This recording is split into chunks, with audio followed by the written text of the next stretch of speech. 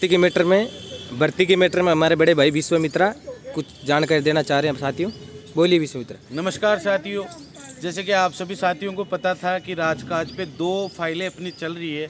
एक है एडीसी राकेश कुमार वर्मा के पास थी और दूसरी थी अकाउंट सेक्शन, जो अदर स्टेट वेरिफिकेशन करने जाएगी टीमें उनके अमाउंट के लिए, जो पहले टेक्निकल यूनिवर्सिटी और जो फंड रिलीज़ करती है उसके जॉइंट सेक्रेटरी के पास थी, और उसके बाद में अभी ये शासन सचिवालय में जॉइंट सेक्रेटरी निमिषा घर के पास गुप्ता के पास आ गई है।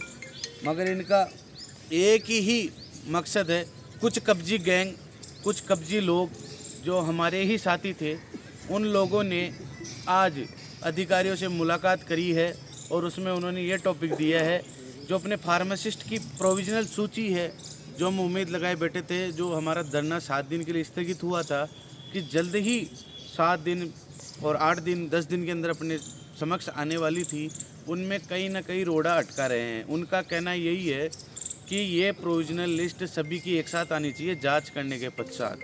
और मेरा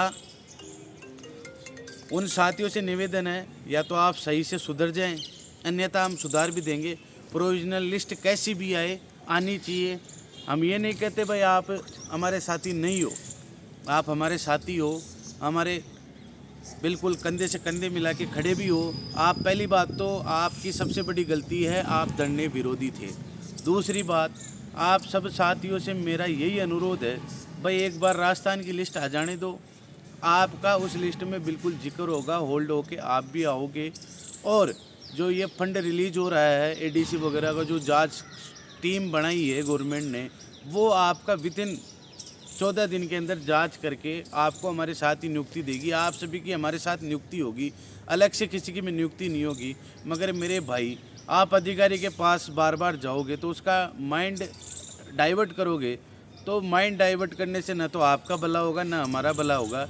इसलिए मेरा उन साथियों से विशेष अनुरोध है कि आप हमारे साथ रहो। भाई अब निश्चित कभी भी धरना होगा, उसमें आप सभी लगभग हमारे साथ खड़े रहो, कंधे से कंधे मिलाकर। फिर देखते हैं कि फार्मा की प्रोविजनल लिस्ट कौन रोकता है।